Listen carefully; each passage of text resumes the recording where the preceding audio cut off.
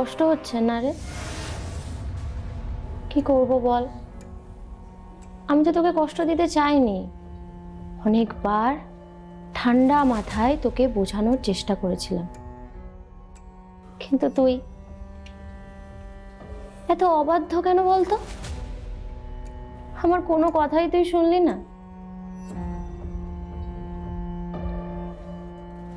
বলেছিলি না মন্দারমণি থেকে ফিরে জেঠুর ফ্ল্যাটে শিফট করে যাবি? নে, এবার আমি তোকেই শিফট করে দিলাম। শুধু আফসোস একটাই, জানিস তো, তুই আমার আর অয়নের বিয়েটা দেখে যেতে পারলি না।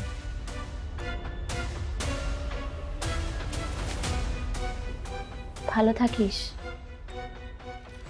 বেস্টু, লাভ ইউ।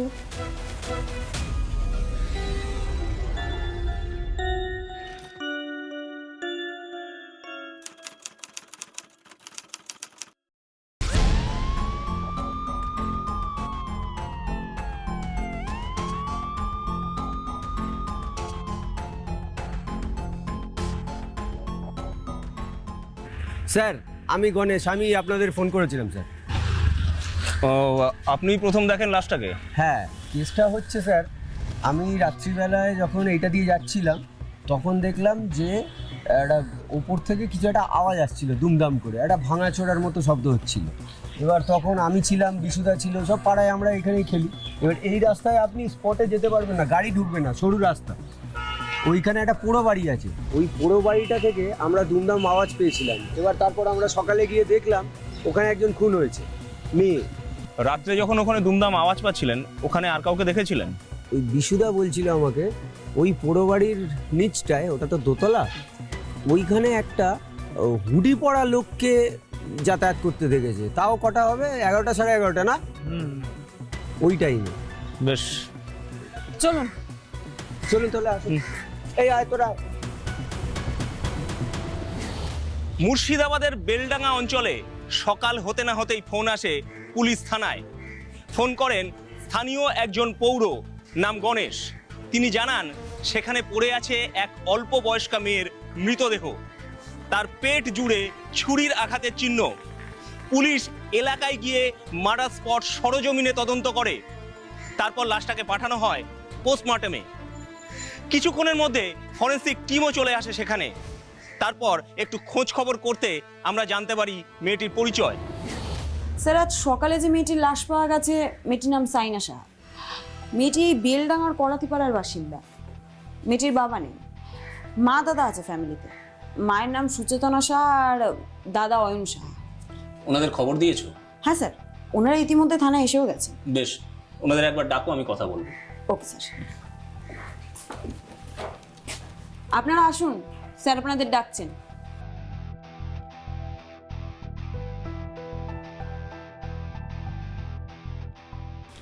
আসুন। আপনারা বসুন।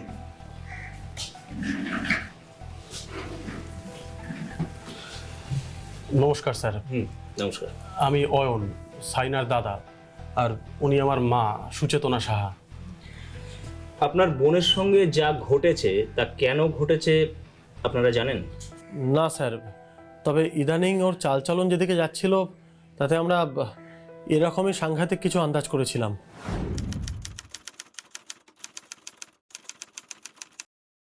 এরকম কেন বলছেন? বলতে বাধ্য হচ্ছে, না তো নিজের মেয়ের কুকীর্তির কথা কোনো মা আর তার বড় দাদা কি মুখে বলে বলুন তো?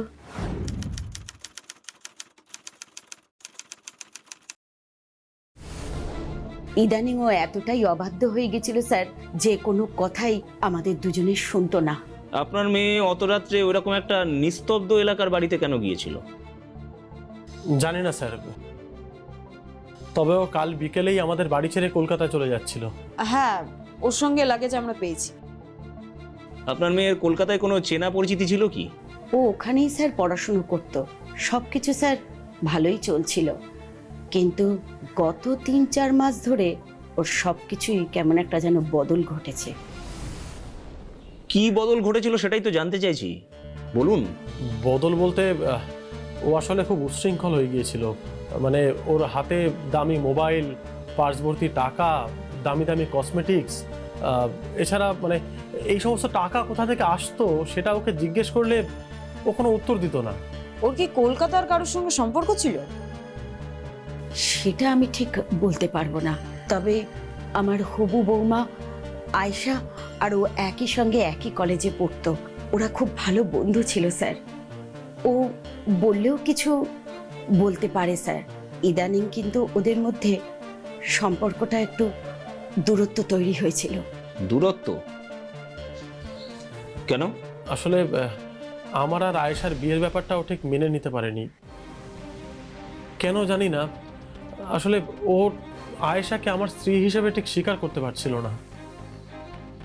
কিন্তু আমি তো আয়েশাকে ভালোবাসি, তাই বোনের কথা শুনে আমি আয়েশার থেকে মুখ ফিরিয়ে নিতে পারিনি।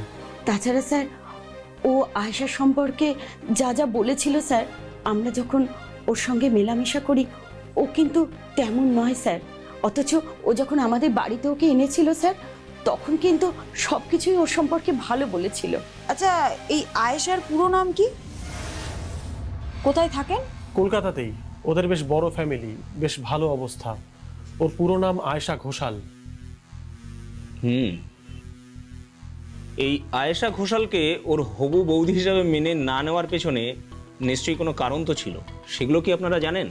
না, তেমন কিছু নয়। ও বলেছিল আয়েশা বড়লোক বাড়ির মেয়ে, আমি ওর সঙ্গে মানিয়ে নিতে পারবো না। আর ওর বাড়ির লোকেরা নাকি আমাকে ঘর জামাই করে রেখে দেবে। আয়েশা নাকি আমার মাকে কোনোদিনই দেখবে না, এসবই বলতো আর কি। নিজের যে বন্ধুকে আপনার মেয়ে সাইনা আপনাদের বাড়িতে আনলো, সেই মেয়েটির সম্পর্কেও এমন কথা কেন বলেছে আপনি ওকে জিজ্ঞাসা করেননি? জিজ্ঞাসা করেছিলাম, কিন্তু ও বলেছিল ওর দাদার ভালো চাই বলেই এইসব। তাছাড়া স্যার, আমার ছেলে ছোটবেলা থেকেই খুব বিচক্ষণ আর বুঝদার। ও এমন কোনো কাজ করবে না যেখানে পরিবারের কোনো স্যার ক্ষতি হয়, তাই আমি ওর কথাই বিশ্বাস করি। তাছাড়া ওকে তো সারা জীবন আয়েশার সঙ্গেই কাটাতে হবে, তাই আমি স্যার আর কোনো রকম বাধা দিইনি কোনো কিছুতে। আপনার মেয়ে কেমন প্রকৃতির ছিল? আমার মেয়ে স্যার ছোটবেলা থেকেই ভীষণ অবুঝ স্যার, আর অবাস্তব দুনিয়ার মধ্যে বাস করত। ও সবসময় চিন্তা করত ও কিভাবে বড়লোকি চাল মেনটেন করবে।